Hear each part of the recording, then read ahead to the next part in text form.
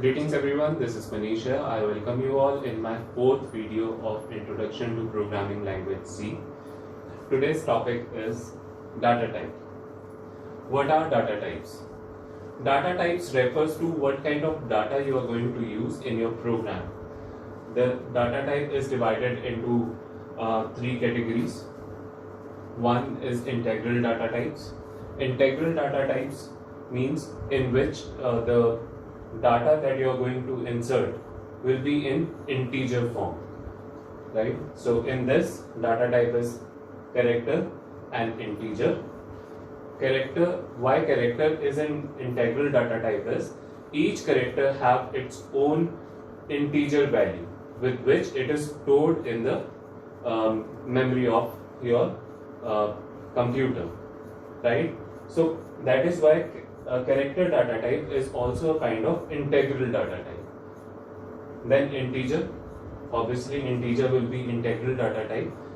These kind of data types are used for integer values where you do not need the decimal part of your number. Then comes floating point data types. Floating point data types means where you need the decimal part of the number. So there are two types of floating point data types. One is float and other one is double. The difference between these two is the range of double is much higher than the floating data type. Then comes prefixes. There are four prefixes. One is signed. Signed means these prefixes are used with these data types only, right? The prefixes are used with integer and double. There are two prefixes which is by default. If you do not even write these two prefixes, then by default your data type is going to be signed and short. Now, what is the meaning of signed and short?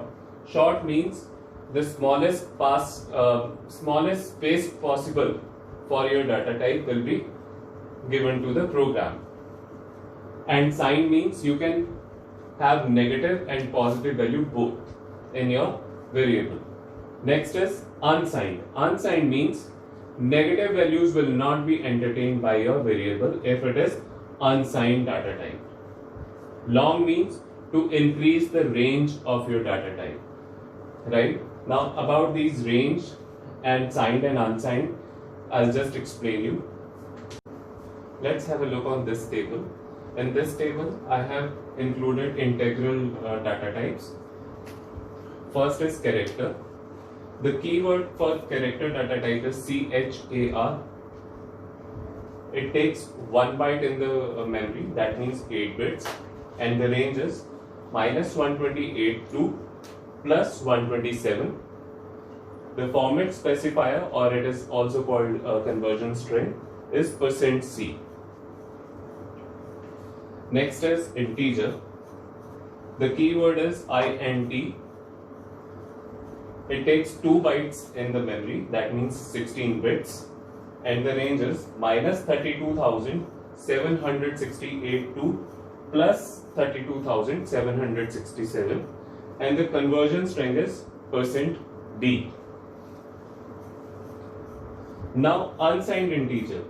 What is the difference between these two? Unsigned integer will not have negative part, and this negative range will also be added into positive side. And the keyword for unsigned integer, for declaring unsigned integer, is unsigned is a keyword and then integer. It also takes 2 bytes, 16 bits, range is 0 to 65,535, and the conversion string is %U.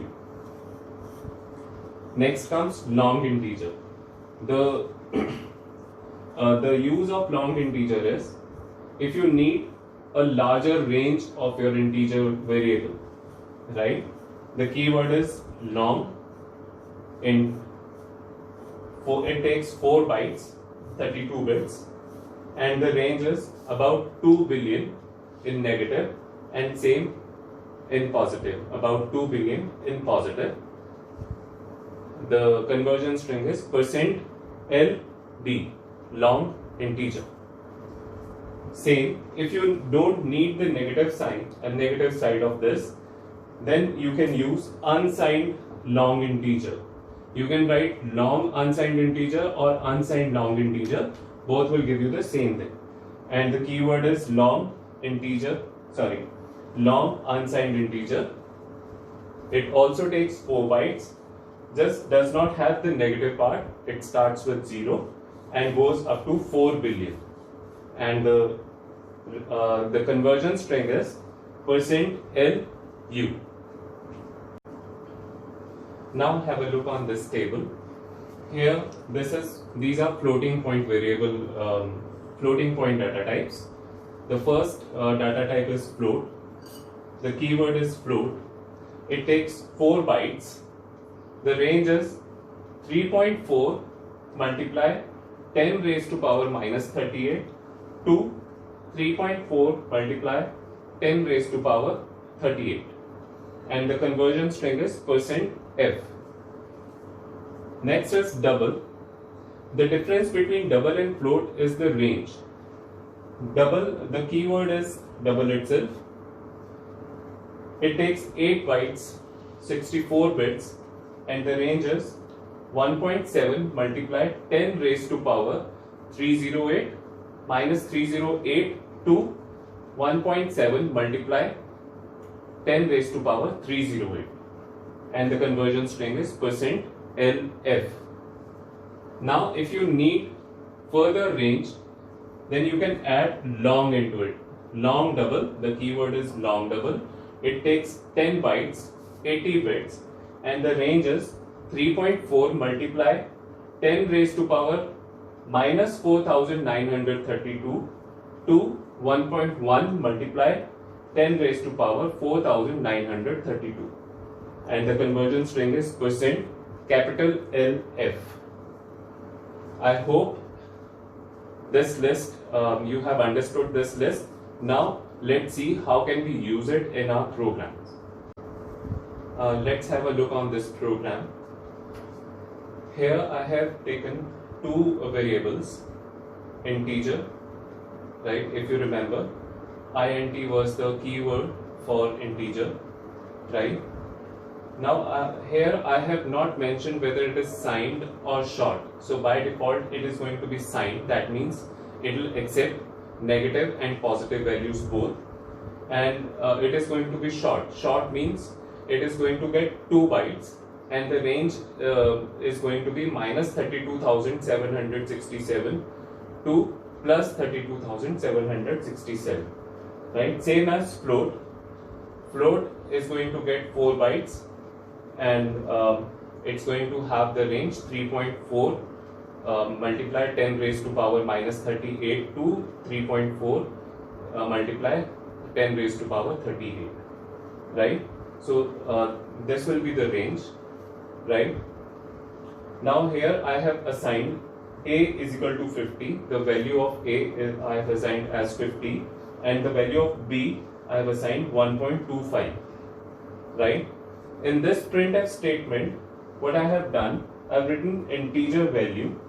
Now wherever in this string I want a's value to be coming, I will write %d over there. Now in this case I wanted this a's value should be coming at the end of my statement. So %d I have written at the end of my statement. Double quotes have been closed. A comma. Comma is also called separator here. And then the variable name, right? And then the bracket has been closed. Then terminator. Then again printf /n because I wanted this value to be coming in the next line. Float value. At the end I have written %f because I wanted the value of this floating point variable should be coming at the end of the statement. Then double quotes have been closed, comma, and then the variable's name have come, right? This is how these two printf statements will give you this result, right? Integer value 50 and float value 1.25. I hope you have understood the use of variables and the use of conversion strings. I have given a table of data types in the description of this video. I have also given my Twitter handler in the description of this video. If you have any doubts, any questions, you can contact me with that also. If you have any questions related to this video, you can ask the questions in the comment section of this video. I hope you have understood these concepts today. Please like, share and subscribe my channel. Thank you so much for watching this video.